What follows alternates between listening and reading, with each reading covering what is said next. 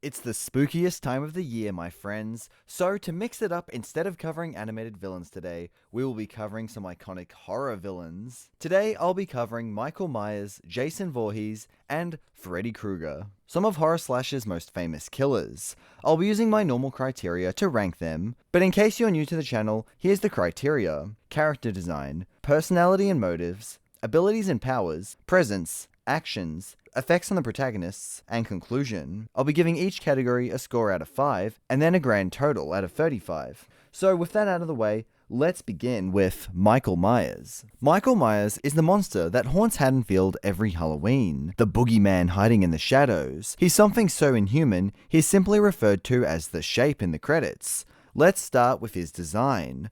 Michael Myers has an extremely simple and effective design. Michael Myers is a tall, imposing man in a jumpsuit, but what really makes him stand out is his mask. It's a white mask with the basic features of a man, but there's no emotion to be seen. In the first movie, the eyes are gaping holes, showing nothing but darkness within. The mask tells you everything and nothing about Michael. It shows the husk of a man, the blank slate. Michael Myers never shows emotions, not fear, anger, frustration, or even desire. He's barely human. On the outside he's a man, but on the inside he's a void. And that's what this mask shows. If the eyes are the window to the soul, then his mask shows nothing but darkness. Now everyone knows this, but Michael Myers' mask was originally a Star Trek William Shatner mask. Its eye holes were cut bigger, and its sideburns were shaved back. And finally, it was painted white. That's it. That's all it took to make the face of evil. It's almost a perfect design. It's too bad they couldn't maintain this perfection throughout the movies. In Halloween 2, it's actually the exact same mask, but the new actor has a bigger head, which stretches the mask a little, which means we see Michael's eyes more. The mask was taken home by one of the crew members who happened to smoke a lot. This marked the mask a little bit, making its color a little bit off. While the eyes being visible does take away from his soulless look a little bit, it still doesn't look too bad. But unfortunately, Halloween 4 gets the mask even more wrong. It's still obviously Michael Myers, but it looks like the cheap Temu version. But the big difference is the lack of facial features. The original, while blank, has some very distinct shapes, especially with the cheeks. This is completely gone in Halloween 4. This mask just also doesn't fit on the actor as well, making it look derpy to me. And to top it off, there's a scene with a completely wrong mask. This mask has the wrong hair and isn't even painted white. This mask just comes off as lazy to me. Then we have Halloween 5's mask. Again, it's just wrong. Its neck is just too exposed, making it look like it doesn't even fit right. I don't know about this mask. This mask just looks a bit stretched to me, and it looks like he also has a receding hairline. It's not the worst mask, it's just not on the same level as the original. Halloween 6's mask is not too bad. I don't have too much to say, other than maybe the hair is a bit too scruffy. Then we have the Halloween H2O mask. H2O stands for Halloween 20 years later, in case you thought it meant water. And seriously, what the hell is this? Are they even trying with this one? Do they even understand what makes the original so scary? The original mask felt like part of Michael. It's his true face. What's underneath doesn't matter. This just looks like a man dressing up as Michael. Why are the eyes so front and center? The mask just looks too new. And its hair looks too goofy. In Halloween Resurrection, the mask looks just kind of pissed off. It looks a little bit angry. This again takes away from the original's emotionless look. And of course, once again, we can see the eyes way too much. In the two Rob Zombie movies, we get a very different approach to Michael Myers' mask. We get a very dirty, damaged, and grungy mask, only getting worse and more damaged in the second movie. This different mask represents a different Myers. This is a more brutal version of Michael. I personally don't like this interpretation of Myers. It's going for a completely different kind of fear, one I think is less subtle and less iconic. And finally, we have the 2018 version. This mask is the most impressive of all the masks. It's an almost perfect recreation of the original mask, if it was aged appropriately. This mask captures the darkness in the eyes that the original did. Its expression is perfect, capturing that cold, blank stare of the original, and the weathering and damage show how long this monster has haunted Haddonfield. In Halloween Kills, an almost perfect recreation of the original mask is shown in the flashback. In Halloween Kills, Michael's already old mask gains some new fire damage, which honestly I don't mind. It makes him look more powerful, showing that even fire leaves him unfazed. And Halloween Kills, our final mask, is basically the same, but it looks a little bit older and dustier, making Michael seem a bit more fragile and weak. So there's been many versions of Michael Myers, but they are all basically going for the same look. Over the years, they never tried to drastically change him because his original design is so perfect.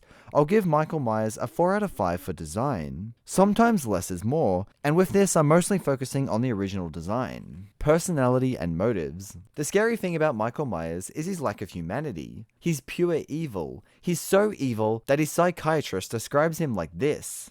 Blank, pale, emotionless face and the blackest eyes, the devil's eyes. In the first movie, his motives are unclear.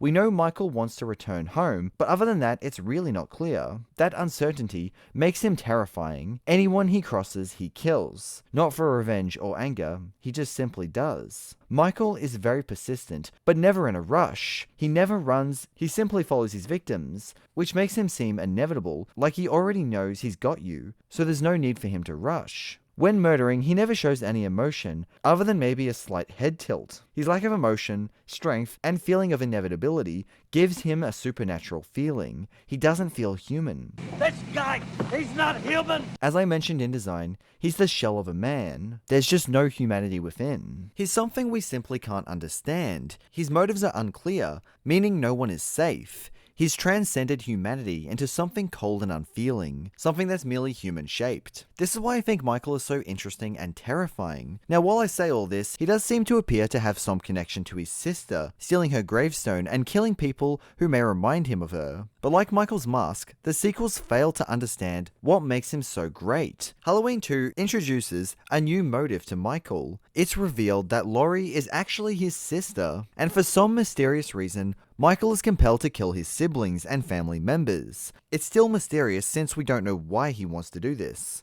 But I would say it slightly takes away from his fear factor, since it gives him a target to lock onto, taking away from that uncertainty of what he's going to do. Yes, he kills others, but only if they get in his way. But unfortunately, this only gets worse in Halloween 4 and 5, where we are given a rather strong motivation to why Michael is pure evil, and is driven to kill his family. Cults. That's right, due to a bunch of voodoo nonsense, Michael was created by a cult and given a curse of thorns, which compels him to kill his family. This motive just sucks. It's weird and takes away from the mystery of Michael. Michael always does things that seem supernatural, but it's never actually confirmed, making him more terrifying because we don't know if he is the boogeyman or just a man driven by unhuman motivations. Now, I'm not too familiar with the Rob Zombie films, but again, they lose the mystery of Michael because they somewhat try to humanize him, showing Michael's troubled past. One thing that was terrifying in the originals is the young Michael Myers seems to snap out of nowhere. It seems like a normal kid who just suddenly became a monster out of nowhere. This lack of reason is just terrifying because we don't know why it's happening, we can't explain it, and it could just happen to others. The new Blumhouse films seem to understand this a little better. Michael needs to be a blank slate, so they remove his sibling's story, making this timeline only canon to the original. He's once again a mystery, capable of hunting everyone, for no apparent reason. They only seem to mess up near the end, where they imply some weird supernatural motive where Michael gains strength from killing. In these films, he's still motivated to kill Laurie because she's the one who got away. But overall, it's kind of hard to rate Michael on motives and personality because the thing I love about him is his lack of those things. The absence of emotion and motives is just terrifying, and every time they do try to give him personality, it just weakens the character in my opinion. So I'll give him a middle ground score of 3 out of 5 because what makes him great is not having these features. Powers and abilities. Michael Myers does things no ordinary human can do. He does things that should be impossible, but could maybe be explained, making it unclear if he's actually supernatural or not. Is he just a man, or is he actually the boogeyman? First off, Michael is extremely strong, easily being able to pick up people with one arm. He even lifts up a nurse with a scalpel. Michael's fairly resourceful, taking advantage of many items to kill people, but he mostly sticks with his classic kitchen knife. But Michael's most useful ability is his stealth. Michael always gives his victims the slip, always popping up out of nowhere to kill them. He even straight up walks into a house, steals a knife, and then casually wanders out without being noticed. Another one of Michael's greatest strengths is his ability to hunt. He only walks after his victims, but always tracks them down and is always on their trail. No matter how fast they run, his power walk always keeps him right on their heels. In the Halloween 5 timeline, we actually see some supernatural abilities. His evil seems to pass into young Jamie, nearly making her kill her foster mum. After this, a connection is formed between Michael and Jamie. Jamie can sense and see Michael's actions. Then in the 2018 Halloween films, this Michael seems to gain some sort of strength after killing, but this isn't properly explored, so we don't know if it's supernatural or not. But Michael's most amazing and most unnatural ability is his ability to survive extreme injuries. He gets poked in the eye with a wire and is completely fine. He's also stabbed in the neck with a sewing needle and just gets back up, and he's shot 6 times and falls off a balcony and still manages to escape. I shot him 6 times! Then later that night, he is shot even more. He's then shot in the eyes and lit on fire. All of this happens in one night, and it only puts him in a coma. It really depends where you end the timeline. That's just Halloween 1 and 2. Now, he originally dies here, but they needed him back for Halloween 4, so all it did was cause him a slight inconvenience in a coma. In later movies, he manages to survive even more crazy things. My favorite being him being hit by a car, then shot a crazy amount of times,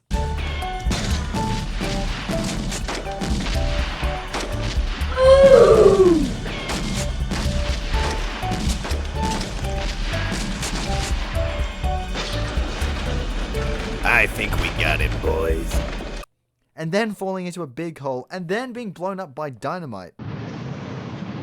Like seriously, this man can survive anything, even being decapitated. Okay, well, maybe not that one. Michael actually somehow had foresight on this one and switched places with a paramedic, avoiding the good old head chop. But the point is, he barely reacts to pain and seems to feel nothing. He's incredibly durable, lucky, and resourceful, but depending on the timeline you are watching, he still might only be a man. I'll give Michael a 3.5 out of 5 for powers and abilities, because I like that we're never truly sure if he's supernatural or not. Presence. The very first thing we see is a POV shot from Michael's perspective, as he commits his first evil act. Then we see him escape the asylum, so we know he's out there and dangerous. It's a great introduction to Michael. After this ominous introduction, we start to follow Laurie, our main character, but we aren't the only ones following her. So is Michael Myers. He constantly pops up for quick eerie moments, or can be seen lurking in the background. The unease of being watched is felt throughout the whole film. Then it shifts to the hunt. The threat of Michael is closing in. But Michael's stalking isn't the only thing that makes his eerie presence in the film so strong.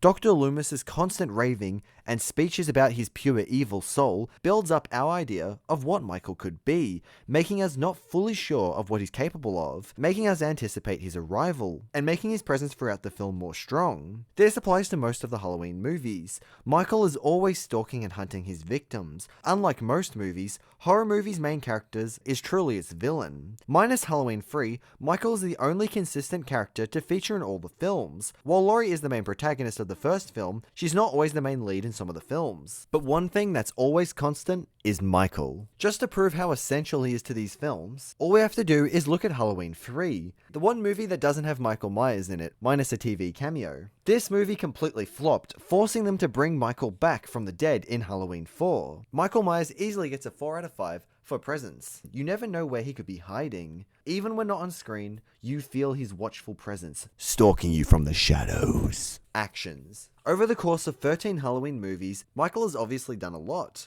Over the course of the franchise, Michael kills or is indirectly responsible for 188 deaths and kills. That's actually so freaking insane. Also, thanks Dead Meat for the numbers. But let's get a little more specific with some of these actions. Michael's first big action is killing his sister. It's the first person he murders, and it gets him thrown in the psych ward. Michael's next most important action is hunting Laurie. Depending on what timeline we are talking about, this hunt changes everything. Sometimes it ends in Laurie dying, sometimes it ends in Laurie's daughter Jamie being Michael's new target, or it ends in Laurie being a badass survival prepper, ready for Michael's return. So no matter what continuity you follow, this action of pursuing Laurie changes everything. Another impressive action Michael does is he lifts up Bob with one hand and manages to pin him to a wall with a knife, which clearly wouldn't be able to go through the body and into the door enough to hold him there. It's so impressive that even Michael needs a moment to figure out how this works. effects. This strength is shown when he lifts up a nurse by a scalpel in Halloween 2.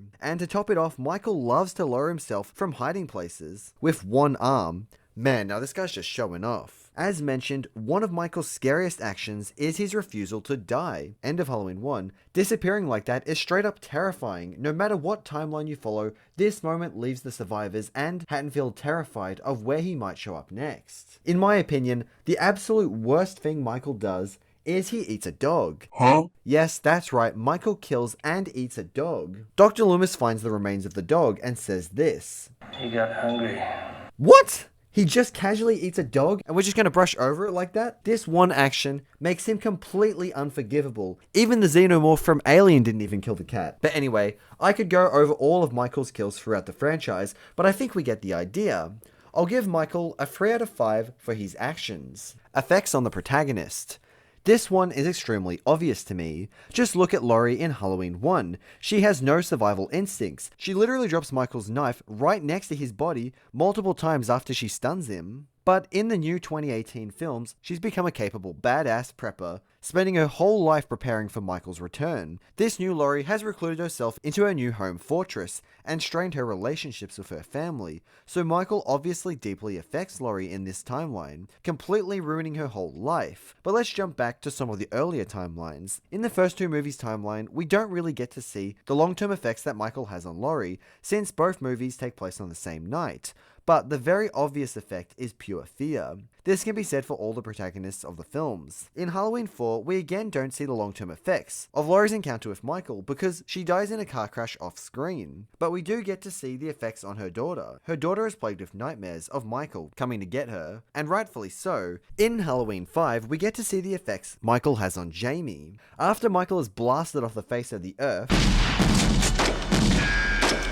the same evil that once lived in Michael seems to have taken over Laurie's daughter, Jamie, compelling her to kill her foster mother. I mean, you can't really have a bigger effect than the main protagonist turning into a mini you. But due to bad audience reaction, Jamie wouldn't become the next Michael. This brief moment of corruption would leave her so traumatized that in Halloween 5 she would become a mute. In the H2O timeline, Laurie has again become a paranoid person, faking her own death and changing her name. Now this version of Laurie is nowhere near as paranoid as the 2018 movie. This Laurie actually tries to rebuild her life, even getting into relationships, but Michael haunts her dreams and causes Laurie extreme anxiety, even causing her to become an alcoholic. So no matter what continuity we follow, their lives are left in shambles after meeting Michael, so we'll give him a 4.5 out of 5 for effects on the protagonist. Conclusion: Halloween with its many timelines has many endings, but since I can't be bothered covering them all, I'll just cover the two original endings. Halloween 1 ends with Laurie stunning Michael Myers and conveniently dropping the knife right next to Michael again. As Laurie takes a breather, she fails to notice Michael getting up and closing in for the kill, until it's too late. Michael grabs her and a struggle begins. Laurie manages to rip the mask off Michael's face, revealing his real face for just a moment, showing us that maybe, just maybe, Michael is just a human under that blank, lifeless mask.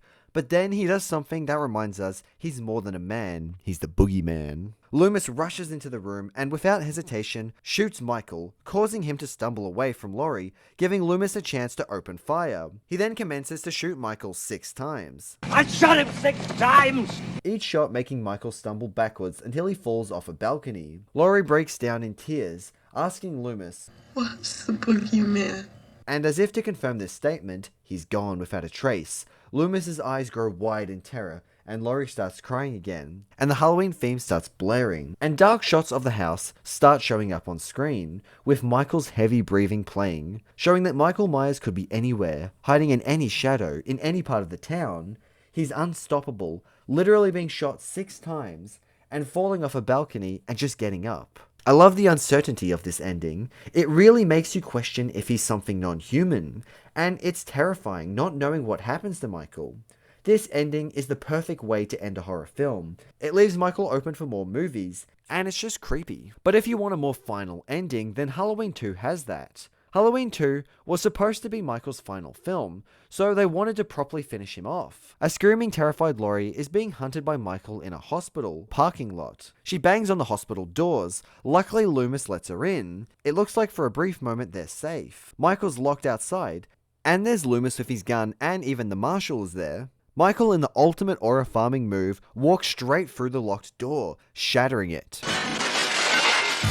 Loomis again gets to test out his aim and shoots Michael, knocking him to the ground. But as the marshal goes to investigate the body, Michael jumps up and slits his throat. The hunt is back on. Loomis and Laurie run and lock themselves in a room. Loomis gives Laurie a gun. It doesn't take Michael long to make quick work of the door. Unfortunately for Loomis, he's out of ammo, so Michael makes quick work of him as well, stabbing him. He doesn't kill him, but he does knock him back, leaving Laurie at Michael's mercy. She yells his name, and interestingly, Michael does stop, just for a second, and tilts his head. Like for a moment he sees her differently, maybe for a second he sees his sister. But this brief moment passes and Michael closes in. Laurie fires the gun twice. Michael stumbles back and 2 streams of blood pour from the eye holes in the mask. And for once Michael actually looks like he's in pain, grabbing his head, like he has a bad headache. He then starts swinging the weapon around randomly, since he can't see. While Michael helplessly swings around wildly, Laurie and Loomis start releasing gas into the room. Loomis distracts Michael so Laurie can get out, and then in a badass moment, Loomis sacrifices himself by pulling up a lighter and blowing up the room.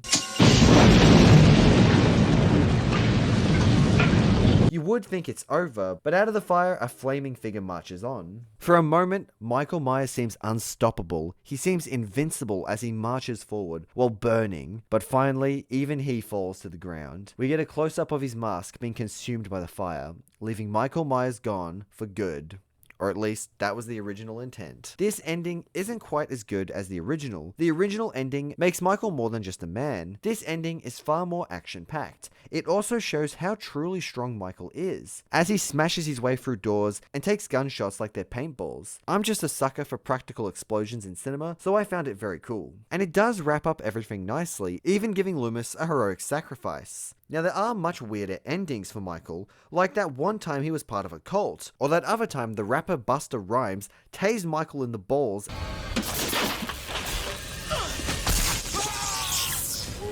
But these 2 endings I covered are my favorite endings, especially the first movies.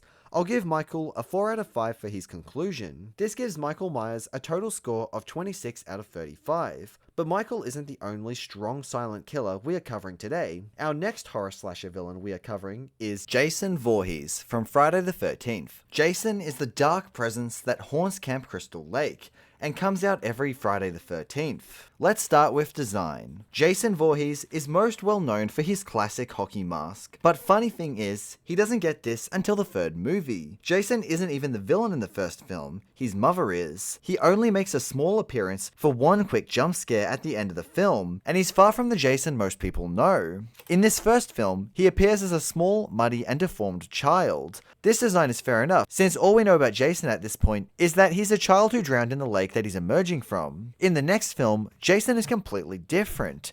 Instead of a young boy, he's a tall, strong man with a bag wrapped around his head, with a single hole for his eye to peer out from. This design is pretty good. It's creepy and looks threatening, but it's not as iconic as Jason's next design, which is the design from Friday the 13th 3D. This design gives us the iconic hockey mask. This design was so iconic that even non-horror fans will probably recognize Jason. The mask hides his deformed face and makes him a little bit more dehumanized. Plus, masks are just scary because they hide the person's emotions, which puts humans on edge because we can't easily read them. In the end of Friday the 13th 3D, Jason is hit in the head with an axe. This mark in Jason's hockey mask would basically become a permanent feature of the mask, even though it doesn't make sense since Jason's mask gets broken multiple times and he gets new ones. But for some reason, the mark is always there, no matter what mask he wears. This 3rd iteration of Jason would become the main template going forward. In the 4th Friday movie, Jason looks very similar, with the only major difference being the cut in the mask. Now, if we get really technical, Jason isn't in the 5th Friday the 13th. It's actually an imposter. Sus. But the imposter Jason is pretty much the exact same as our regular Jason, except his mask is slightly different. Friday the 13th's 6th film, Jason Lives, finally does something a little different with Jason's design. Jason is long dead. All that remains of him is a maggot-covered rotting skeleton. But with a little lightning, Jason is resurrected. Now, instead of having a deformed face, he has a zombie face, but he covers it again with his classic mask. This new zombie Jason still looks like Jason, except with slightly more tattered clothes, and more of a moldy looking head. But luckily the zombie look would be expanded on in the next film, Friday the 13th 7, The New Blood. Jason has fully embraced his zombie look. This Jason's outfit doesn't just have a few tears in it, it's completely ragged. His back shows an exposed spine, his flesh is rotting, showing exposed bones. This Jason by far has the most rotten zombie face. This Jason is the only Jason to show all the damage he's accumulated over the years. Even his mask is more unique. It has his classic mark in the top, but the lower right of the mask is also broken off by a propeller in the previous film. This damage just didn't affect the mask, but also Jason's face, shredding his face, leaving his cheek torn open, showing his teeth. This is by far my favorite design for Jason. It's threatening, dangerous, and just badass. It respects Jason's past, and finally does something original, something we haven't seen since Friday the 13th 3D. Jason Takes Manhattan is a bit of a step back in design. It goes for a more traditional look. His clothes aren't as torn and destroyed, no exposed bones, although his skin does look pale and gross, looking very zombie-like. The coolest part of this design is he is always soaked and dripping with water, reminding us of his multiple underwater experiences. A very noteworthy part of this design is his moldy face. What even is this? It's like a melting jack-o'-lantern face. It's pretty weird. But to make up for this regression in design, we get a really new design in Jason Goes to Hell. I don't really know how to describe him other than lumpy. Jason's skin looks swollen, diseased, and just lumpy. These lumps, I know you wanna slump up on these lumps. His face is so big that his very worn hockey mask is digging into his swollen face. Other than that, the body is pretty standard. While this is nowhere near my favorite design, it is somewhat refreshing to see Jason evolving. And finally, the funniest and most unique design is Uber Jason from Jason X. This is Jason merged with nanobots, turning him into the Jason of the future.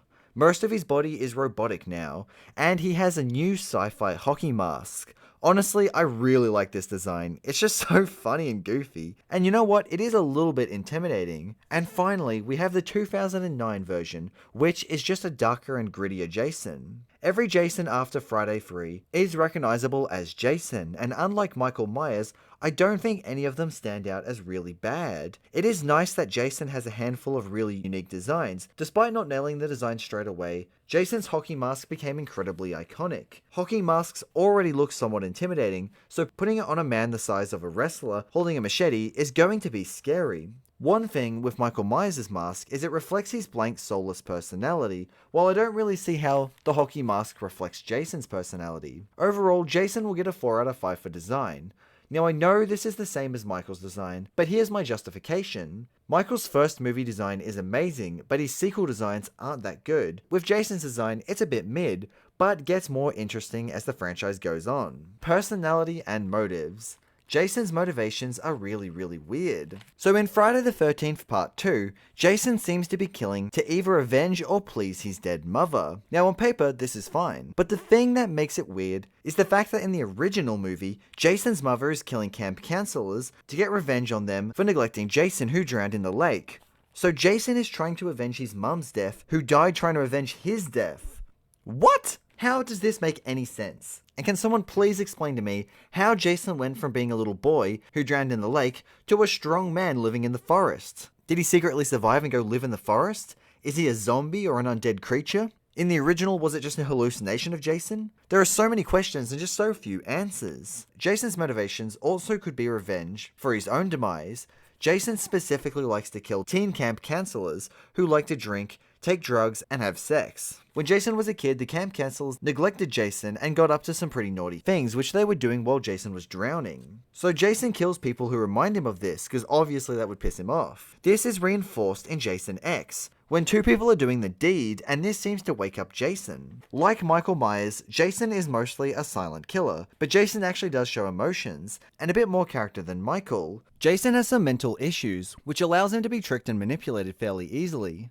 We see this used against Jason when Ginny dresses up as Jason's mum and briefly tricks Jason into thinking she's his mum. So Jason's definitely not the sharpest killer. But speaking of Jason's mother, Jason seems to be obsessed with her, building her a little shrine in his house, with her decapitated head in the center of it. Since Jason died as a child, he seems to be stuck mentally as a child. This is also sort of literal as well, because in Jason Takes Manhattan, in a super weird scene, Jason gets melted by acid and becomes a child again. Maybe this is his true form, or maybe this is just Jason's inner child, who really knows? Jason is also not as merciless as Michael. Jason actually doesn't go after young kids, probably because he feels sympathy for them since he died as a kid. Jason, for the most part, doesn't show much emotion, but occasionally he shows rage. And while Jason isn't that bright, he is very creative. Unlike Michael, who mostly uses his knife to kill, Jason uses everything under the sun to. He's very creative and skilled when it comes to killing. Jason is for the most part a simple, ominous killing machine, only showing glimpses of humanity in earlier films when he's just basically a man. He shows pain. This to me isn't as scary. He's easily tricked and pushed around, but at the end of the day, he really doesn't have much personality at all. I'll give him a 2 out of 5 for personality. He's not a 1 because his blank personality allows us to throw him into situations where he can just kill teens without really having to justify why. We don't really care why he does things. We don't really need any drama or setup. He just gets straight to the point. Abilities and powers. Compared to Michael, Jason has a very impressive array of abilities and powers. First off, Jason is very skilled with a machete, but unlike Michael, Jason isn't afraid to use a large array of ways to kill people. From harpoon guns, belts, to liquid nitrogen, Jason isn't afraid to get creative. Jason also has superhuman strength. There are many examples of this. He crushes a man's head with his bare hands, he folds a man in half, and my personal favourite, he punches a man's head straight off his body. He also likes walking through doors. While Jason does sometimes show signs of pain, he's definitely very tolerant to it, and can recover from devastating attacks quite easily. And then once he's a zombie, he seems to feel nothing at all. He takes an axe to the head, and then just walks out of the morgue the next day. Jason can be very stealthy. He's also very good at tracking people. But as the franchise goes on, Jason only gets more strong. Now there's been a few times where it seems like Jason has come back to life. As I mentioned, the axe to the head, and of course somehow surviving the drowning. But this ability is made even more apparent in Jason Lives. Jason's maggot-infested corpse is long gone, but just add a little bit of lightning and boom, he's back. Also, when he gets resurrected, he seems to regenerate some muscles, because there's no way these are the same thing. After this, Jason can pretty much survive anything. Later it's revealed that Jason has the ability to regenerate lost and damaged material. He's so impressive that scientists want to study him. This ability basically makes him invincible. With enough time, he can regenerate from anything, even showing the ability to be able to regenerate eyes. But what if Jason is completely blown up? Well, this does happen, and despite being blown off the face of the earth, his heart keeps beating. This beating heart can hypnotize people and compel them to eat the heart. Yeah, gross, I know. Consuming the heart allows Jason to possess that person. But not only this, Jason can also swap bodies. This is possible because apparently Jason's soul transforms into a little worm monster thing that can climb into different bodies. Also, on top of all this nonsense, if the worm thing possesses another Voorhees, Jason can remake his original body. That's very specific and weird, honestly. There's also this very specific magic dagger that can kill Jason, apparently, but like, what even is this? There's also the possibility that Jason is a Deadite, since in Jason Goes to Hell, we see the Necronomicon from the Evil Dead, implying that Jason could be a Deadite from the Evil Dead, which just opens up a whole other can of worms.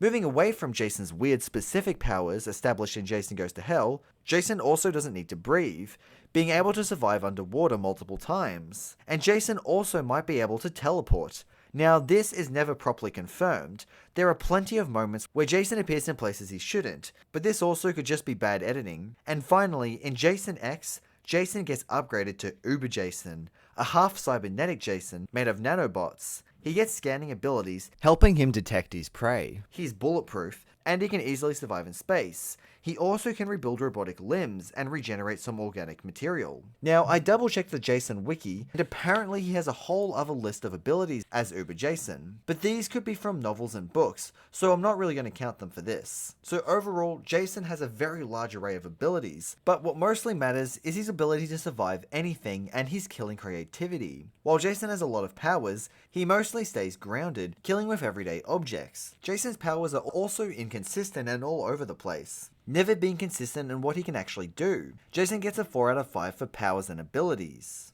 Jason is very powerful, but it really depends on what movie you're watching. Sometimes he is literally just a man, but sometimes he's a full-on zombie or Deadite. And even on rare occasion, he's a zombie cyborg. Sometimes you can push him around, or sometimes he's a completely unstoppable force. The inconsistency made me want to lower his score, but his ability to always come back really boosts his score up. And honestly, over the movies, he slowly gets stronger and stronger, so who knows what he's capable of. Presence.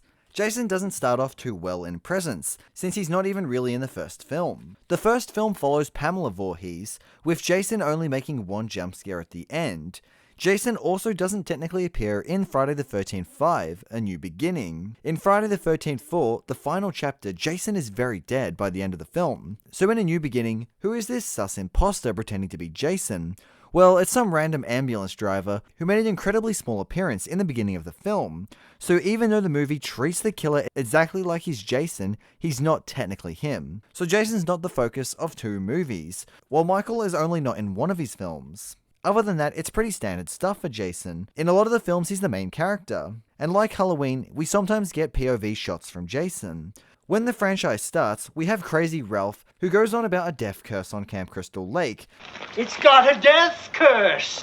This already gives us an unsettling presence before we even see Jason. Jason gets a 4 out of 5 for presence, since he is often front and center. Actions. Let's start with Jason's extensive list of 248 kills over the franchise, and if we count indirect kills, it gets even crazier. In Jason X, Jason kills the pilot of a spaceship, causing the ship to crash into a space station. Apparently this space station had 20,000 people on it. That is so ridiculously insane. Jason technically killed 20,000 people in one film. Jason also inspires two other killers.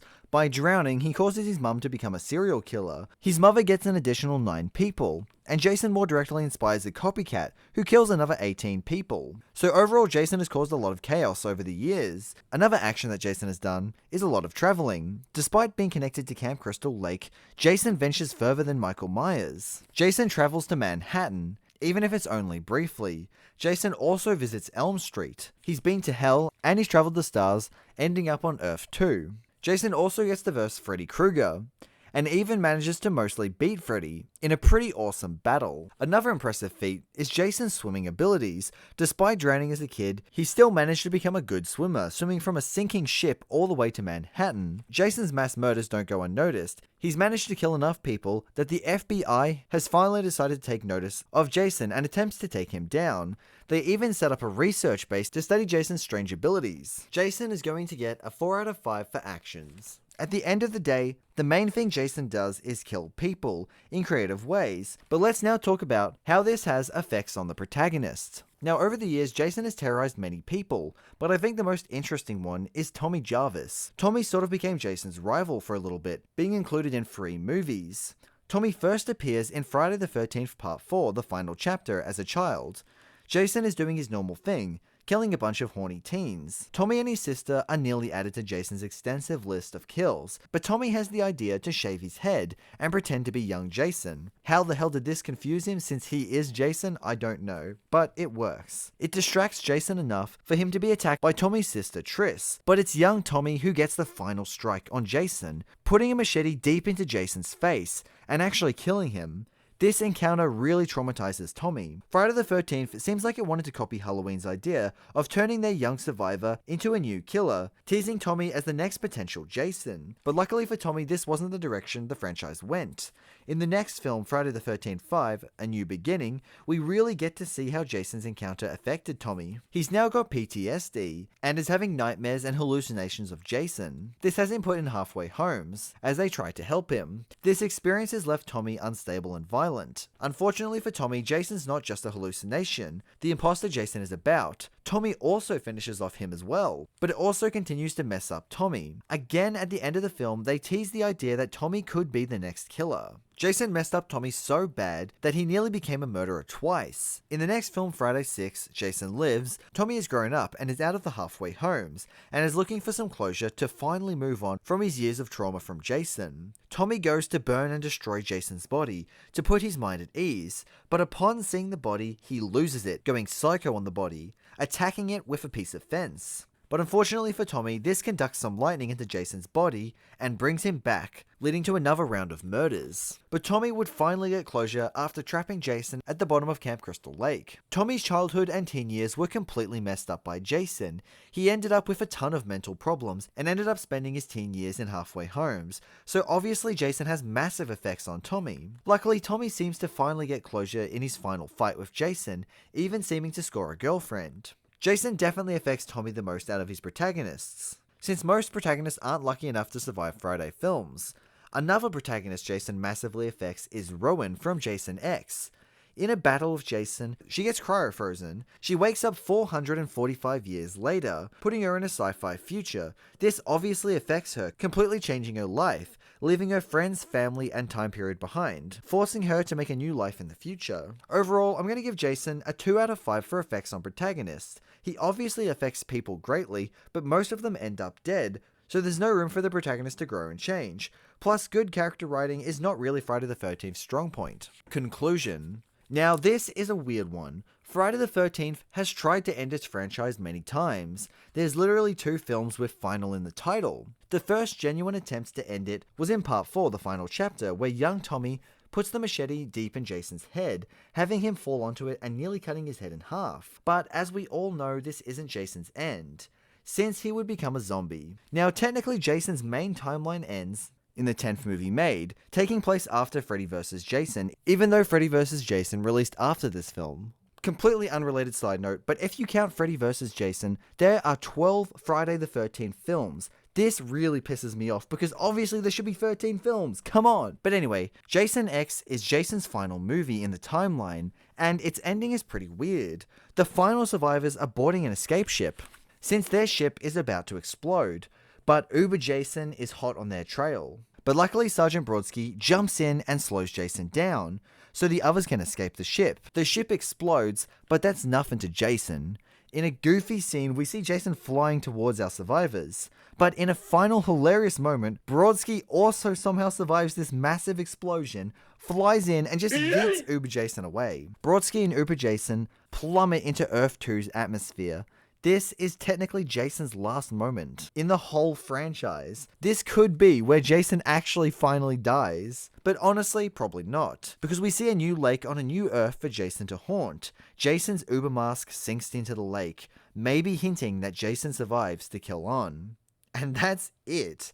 After all these movies, this is how we leave Jason. If you show someone the first film, a somewhat serious murder mystery slasher, and then this, they wouldn't believe it's the same franchise. This ending is absolutely hilarious, but very weird to me. It feels a little empty. It's just so far removed from what Friday the 13th was that it feels weird to end it like this. I do kind of like the idea that Jason survives this and just goes on killing on a new Earth, cementing his status as unkillable. But man, what a weird way to end the franchise. This franchise was never really serious, so I'm not really upset that it ends here. There was another ending in the remake film, but I'm not really going to count that because the main timeline is far more interesting. But overall, I'm just going to give Jason's final conclusion in Jason X a 1 out of 5 because seriously, what else am I supposed to give it? So this gives Jason a total score of 21 out of 35. Jason is a great villain, but depth and continuity are not his strong points. But enough about Jason and Crystal Lake. Let's take a trip to Elm Street and cover Freddy Krueger. Freddy Krueger is the evil monster who haunts you in your dreams. No matter what you do, we all need to sleep.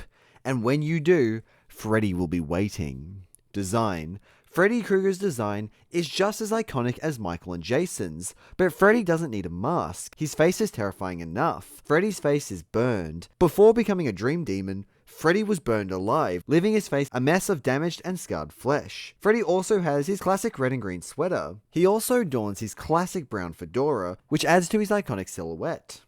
Freddy doesn't use a common knife or machete. No, Freddy has his iconic custom gloves with blades on the fingers. Freddy's design is simple but effective. It's so effective that his design doesn't change much over the years. His design is also aided by the fact that Freddy has always been played by Robert Englund, minus the remake. This means Freddy always has the same face. Michael and Jason are played by a handful of actors, so it's really cool to see that Robert Englund stuck out the whole franchise. His design is so perfect that he doesn't really get any major design changes throughout the series. The 7th film, Wes Craven's New Nightmare, is the only exception to this, where we get the Demon Freddy. This Freddy's face is redder and more defined. His face and ears feel more pointed. Freddy's eyes are more piercing, his outfit is cleaner, and his hat is green instead of brown. But the coolest addition is his new coat. It makes him seem far more serious, plus his glove looks more mechanical, with 5 blades instead of 4, and longer knives. This design is much darker and more dangerous, and it's just a more serious Freddy.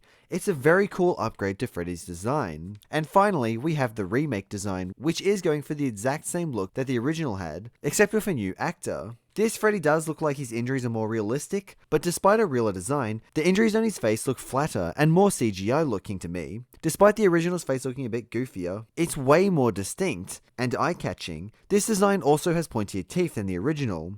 I'm personally not a fan of this design, but I'm not a fan of that film in general. It's just a cheaper, less impressive remake of the original movie. But overall, I give Freddy a 4 out of 5 for design. His design is so good, it never really needs to change. Something that I will talk about in the powers and abilities section is his ability to shapeshift and change his body at will, which makes his design far more creative, and boosts his design for me.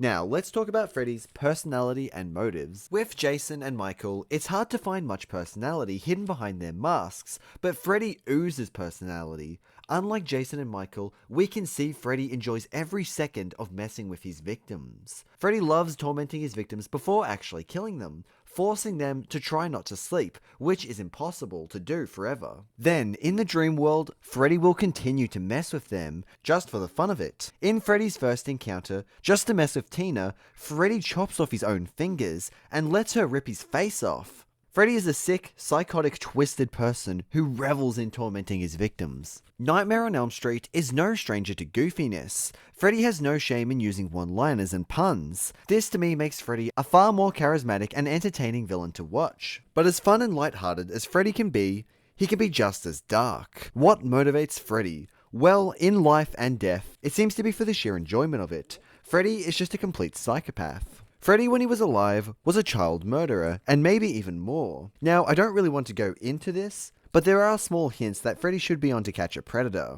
I'm your boyfriend now, Nancy.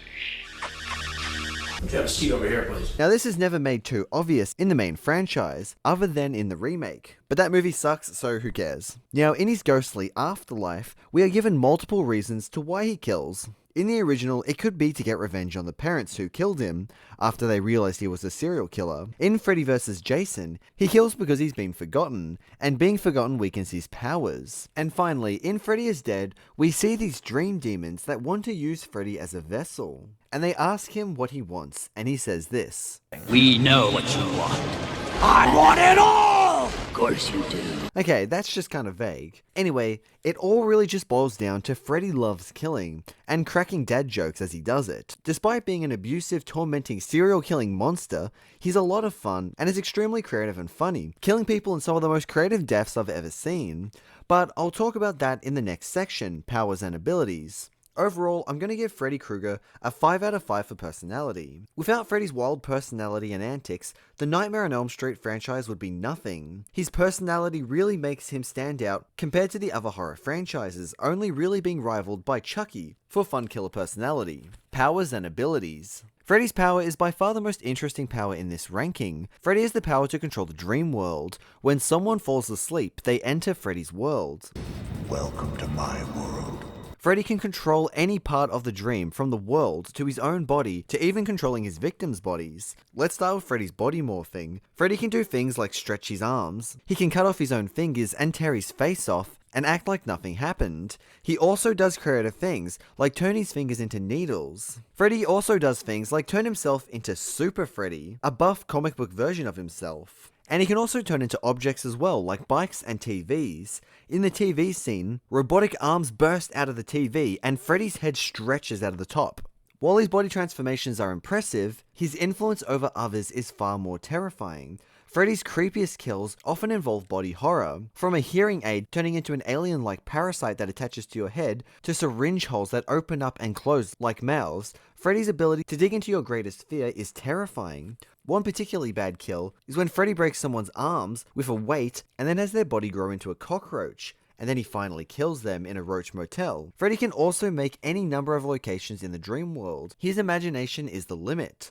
But Freddy's dream power doesn't just affect his victims in the dream world. We see as they dream, it affects their physical body as well. In Nightmare on Elm Street 3 Dream Warriors, Freddy controls a young boy like a puppet in his dreams, and this controls his body in real life. The same thing with Freddy is Dead. Freddy uses the Power Glove to control a kid, and this makes the kid's body bounce around in real life. Freddy, in one of his most iconic kills, drags a person up a wall and onto the roof. His violent acts can cross over into the real world. Any cuts, slashes, and even burns affect the real person's body. Freddy can also make the dream world cross over in weird ways, like when a bed swallows up someone and spews blood back out. Objects and even Freddy himself can be pulled into the real world. While Freddy is in the dream world, he is nearly unkillable, but he's definitely weaker in the real world. So basically, like most horror villains, Freddy is extremely difficult to kill. Freddy also has the ability to enter the real world through possession. In Nightmare on Elm Street 2, where Freddy, in an amazing transformation, bursts out of his victim Jesse's body. But despite it looking like he just killed Jesse, he's actually possessed him, flicking back and forward between Freddy and Jesse. When Freddy's in the real world, he still has some power over it. He has psychic abilities. He uses his psychic abilities to lock gates, and he also causes lots of explosions and things catch on fire. He even causes a pool to boil and then light on fire itself. Freddy also absorbs souls and can use them to make himself stronger. There's so much creativity to Freddy's power that it's really hard to tell what he's truly capable of. I'm going to give Freddy a 5 out of 5 for powers. Sometimes Freddy is made weaker by needing others to remember him for his power to work, but really, he's so unbelievably powerful. We constantly see Freddy use his powers in new and creative ways. Due to the inconsistent nature of dreams, I think it's fine that his powers are sometimes inconsistent in the movies. Presence. Unlike Michael Myers or Jason Voorhees, Freddy is the star of all of his films. Well, sort of. The only exception is Wes Craven's New Nightmare. In this film, we are in a universe where the main timeline of films are movies in this movie. Heather, the actor who portrayed Nancy in the first film, is playing herself in this film. An evil entity is using Freddy's image to hunt the actors. So basically, it's a very meta film, where an evil entity that looks like Freddy is haunting the real world. Despite Freddy not being in the movie, technically, I love that Robert Englund, the actor for Freddy, is in it as himself, and I really like that the Nightmare movies have such an impact in this world that some evil entity has decided to cosplay Freddy. This Not Freddy feels like it's paying respect to the characters, unlike the Jason imposter who was just there to bring the franchise back from the dead. Other than this, Freddy is obviously just as involved in his films as all the other killers. The first film opens with an amazing teaser of Freddy, hinting at his dream powers. Then the movie wastes no time revealing Freddy. He shows up fast and leaves a big impact, with his striking personality and amazing first kill, showing how dangerous Freddy is. He's definitely the main character of the films, and he makes sure you know it. Again, Freddy's gonna get a 5 out of 5 for presence. Actions. So how many people does Freddy kill over the franchise? It's actually insanely low compared to Michael and Jason. Freddy kills 46 people on screen, and that's also including Evil Entity Freddy. That's really low when you consider the fact that Jason killed 248 people and Michael killed 188 people. But Freddy makes up for this. In the creative ways, he gets his kills. Michael and Jason are normally straight to the point, while Freddy savors it. Freddy at least kills 20 kids off screen when he was alive, and more impressively, in Freddy is Dead, the final nightmare, apparently over the last 10 years of Freddy's haunting, we see he's completely killed the entire population of kids and teenagers in Springwood, Ohio. This turns the town completely whack. Many adults just pretend that there are kids around, running fairs and classes like they're still there. The town has become a dump full of crazy people who fear Freddy. His legend has full control over the town. Obviously, another impressive action Freddy does is verse Jason in Freddy vs. Jason. Now, while he's not the victor of this film, he is the one to kickstart the whole thing by bringing Jason back from hell. Freddy causes so many deaths that the government finally takes notice of him in Freddy vs. Jason. The police are trying to erase all memory of Freddy. They put people in the psych ward and give them a special drug called Hypnosil, which stops you dreaming, so Freddy can't get you. The town does this because Freddy feeds off their fears, so if nobody knows who he is, they can't fear him. One of Freddy's coolest actions is his refusal to die. He's constantly being resurrected. He always comes back to life, and in increasingly weirder ways. Now honestly, I just want an excuse to talk about how bizarre this scene is, but in the beginning of Nightmare on Elm Street 4, The Dream Master, one of the survivors of the previous film wakes up in the junkyard where Freddy's body was buried, and in a completely insane moment, a dog starts digging at Freddy's grave, and then just decides to piss fire.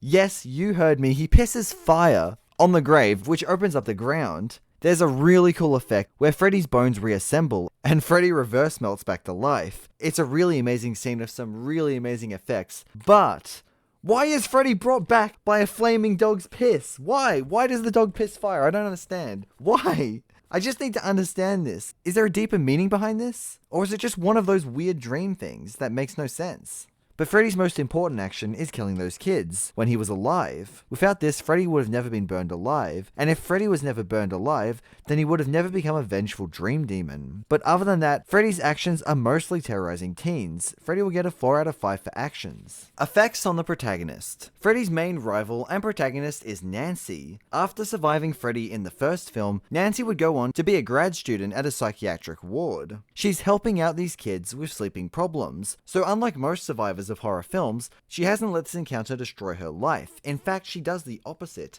and is helping others. But unfortunately for Nancy, Freddy's back and is tormenting her new patients. Despite doing her best to protect her patients, Nancy dies in this film. But in a strange twist, Nancy's actor comes back in Wes Craven's new nightmare. Heather, the actor who plays Nancy, is having nightmares and is being haunted by the old movies. People are pretending to be Freddy and prank calling Heather. It's interesting getting a look at the actors experiencing what their characters went through. But back to the main timeline, Nancy would start a trend of people surviving one film only to die in the next film. All the surviving characters of Dream Warriors would be killed off straight away in Dream Master. The main character of Dream Master, Alice, would actually go on to survive the next film, Dream Child. But then she disappears from the franchise. In Freddy's Dead, it opens up with text saying he's killed every child and teenager in Springwood, Ohio, so this kind of implies that Freddy would probably have killed Alice's son. But unfortunately, we never get to explore this. After Nightmare on Elm Street 3, the franchise would become worse and worse, aren't as interesting. Other than Nancy, one of the more interesting protagonists has to be Jesse from Nightmare on Elm Street 2. Freddy spends the second movie trying to possess Jesse, so we get to see Jesse really falling apart as Freddy slowly takes control of him. Over the movies, we see how much Freddy affects his survivors, since unlike Jason and Michael, Freddy toys with his victims. Also, seeing his victims struggle to stay awake takes its toll on them. We often see the stress slowly affect them until they practically break. So Freddy does have a lot of an effect on his survivors, but he always kills the long-time survivors in the next film, so we don't get to see any long-term growth in these characters in any real way. I'll give Freddy a 3.5 out of 5 for effects on the protagonist. Conclusion. The main Nightmare on Elm Street franchise ends on the 6th film, appropriately titled Freddy's Dead, The Final Nightmare, and after so many amazing deaths for Freddy, like the effects in Dream Master where Freddy is torn apart by the souls of his victims. So it's rather disappointing to see how he ends in Freddy's Dead.